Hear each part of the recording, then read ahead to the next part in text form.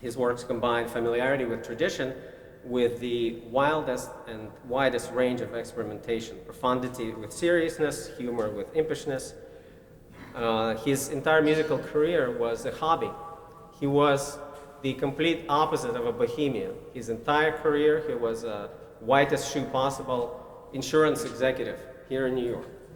And at the same time composing the craziest pieces you will ever hear, none of which will be performed today. So we have, there is a tiny little story about him, is that his father actually encouraged his experimentation. And at one point, his father was a military marching band leader. So at some point, he had two different marching bands stationed at different ends of the village and had them play different kinds of music and march towards each other. So he said, listen to this, son. That's what you have to do in music. So we have three very different pieces to represent kind of the variety of the things that Ives have created. The first piece is called The Cage. It's basically a 1 minute long piece about a little boy, standing in the zoo observing a leopard that's pacing in its cage. It has no key, no meter, no rhythm, no easily perceivable relationship between the vocalist and accompaniment, and just 4 lines of text that Ives himself composed. But yet it vividly describes the leopard, and at the end delivers a very poignant and funny punchline in this complete silence after the piano has finished.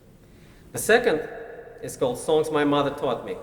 It's a kind of a folk-like lullaby, almost. I mean, people who have not heard this piece before may mistake it for a piece of folk music. But yet it contains a few carefully placed parts with some dissonance and variations in the melody.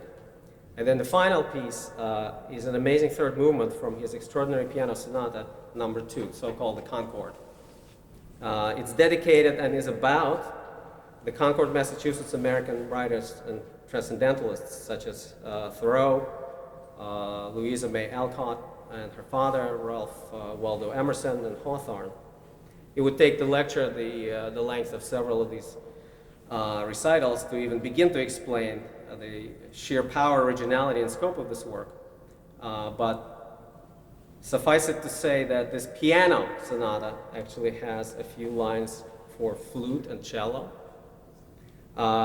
Its musical theme, as you will hear, the human faith theme, so-called, as described by Charles, is a quotation from Beethoven's Fifth Symphony. It contains other references to many other great classical jazz and folk themes, and feels very improvisatory and very tightly composed at the same time. It looks back on the history of music, reflects on the recent past, and presents and evokes a hopeful and majestic future.